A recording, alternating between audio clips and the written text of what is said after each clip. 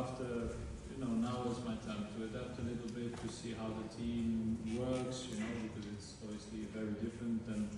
maybe what I'm used to before, but Serie A is a very competitive league, a lot of good teams, so it's going to be a new experience, but I'm excited to play, and it's high level, so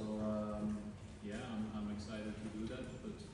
I'll take it easy, I won't come here like a week ago, so I've got time to adapt and everything will be fine. Quali sono le tue aspettative per quanto riguarda la Serie A? Chiaramente ci sono tante squadre con tanta qualità in questo campionato, ma il nostro obiettivo è di essere competitivo e di fare bene su tutti i fronti. Chiaramente speriamo di piazzarci il più alto possibile in campionato e fare anche un bel percorso sia in Champions che in Coppa Italia. Adesso è il momento di adattarmi, devo vedere un po' come funziona la squadra, anche perché il Napoli cambia parecchio rispetto a quello a cui ero abituato a Manchester City, ma credo che la Serie A sia un campionato molto competitivo.